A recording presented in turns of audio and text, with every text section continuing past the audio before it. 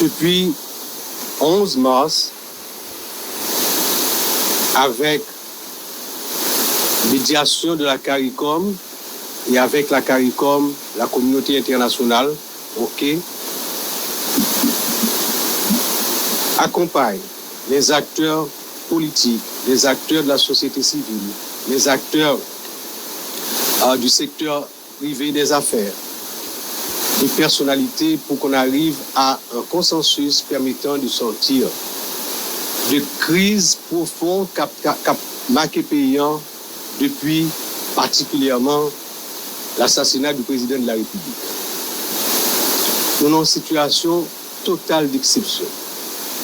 Et depuis ce 11 mars, des discussions, des négociations, des concessions entre divers acteurs conduisent à mettre en place ce conseil de transition.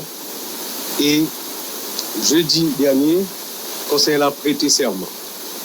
À partir de cette prestation de serment, il était gagné d'abord pour choisir le président du conseil, ensuite pour lui lancer tout le processus, passant par invitation aux différents secteurs pour proposer et faire choix du Premier ministre, mettre en place un gouvernement et engager les différentes décisions importantes qu'il doit prendre pour que nous arrivions à des élections transparentes, crédibles, non contestées et qui permettent que le 7 février 2000 et qui permettent à partir de réforme constitutionnelle et autres à entreprendre, le 7 février 2026, conseil là fini mandat et faire une passation de manière à ce que nous engagions définitivement dans une période de stabilité pour les pays et puis de relance de l'économie, de relance des activités totales à partir d'institutions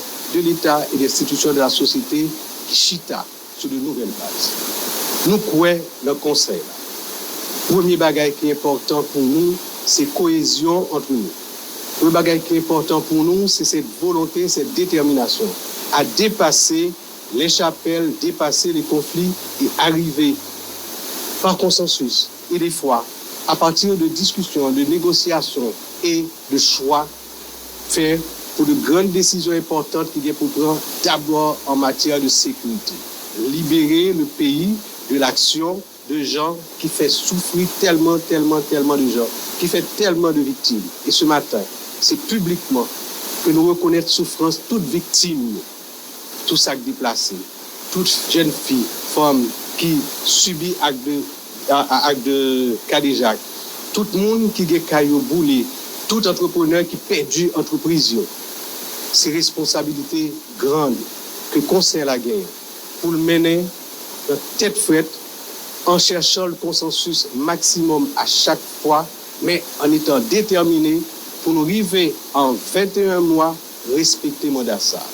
Matin, nous prenons 2 heures de temps de retard avant que nous venions devant le public là pour faire cet exercice de discussion, de négociation, de concession qui a amené à, au lieu de un vote de choix par ou majorité, en d'un conseil là de ça.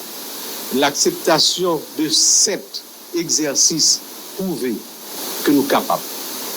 Nous sommes capables de discuter, négocier, faire concession et puis arriver à des résultats. C'est sous base de ça seulement que nous, dans le conseil là, nous croyons que nous sommes capables de porter résultats et remplir à plein notre mission.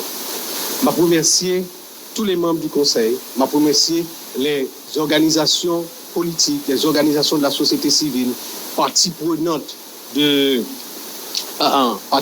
la crise et des négociations qui ont amené à la formation de ce conseil. Et leur présence ici encouragez-nous. Et par-delà, à travers la presse, remercier tout le peuple haïtien qui a les yeux braqués sur nous, qui attendent depuis longtemps et qui t'a même trouvé que nous sommes en retard. Nous devons aller plus vite. C'est normal que vous pressez parce que vous avez souffert. Nous ne pas aller si vite parce que nous voulons chaque pas de faire nous consolider et nous assurer que l'autre pas, c'est pour un bon pas. Et c'est peut-être ça, nous faisons dans le cadre de discussion, de négociation, de concession et de consensus. Mesdames, Messieurs, matin, c'est un pas définitif qui met entre nous dans le processus pour arriver à sortir de crise. Nous gagnons rapidement au Conseil pour nous prendre des dispositions, pour que gagne un gouvernement qui mettait en place. Ensuite, il y a des décisions importantes en matière de sécurité qui pour prendre. Est-ce pourquoi? Hier, pendant toute la journée, nous rencontrons le haut commandement de l'armée. Nous rencontrons le commandement élargi de la police. Nous rencontrons avec les unités particulières chargées de la sécurité du Palais national et des conseillers, de manière à regarder qui est en situation aujourd'hui, qui ça qui manquait, qui ça y a besoin pour que même gens nous déterminés et nous connaissons que nous déterminés et que le support venu nous capable d'approcher question insécurité et bien les résultats. Selon discussion que nous faisons, entente que nous faisons pour que nous portions besoin en matériel, besoin en équipement que nous avons besoin et surtout besoin en renforcement moral des troupes qui sont terrain, ok? Nous croyons que je vous promets pour ça, que dans les prochains jours, prochaines semaines, et que il y a déjà des signes qui baillent en matière de sécurité dans le pays. Nous sommes très contents aujourd'hui pour nous commencer sur la base de discussion, sur la base de concession et de consensus à cette cérémonie de désignation du président du Conseil qui gagnait particulièrement pour rôle de coordonner l'activité.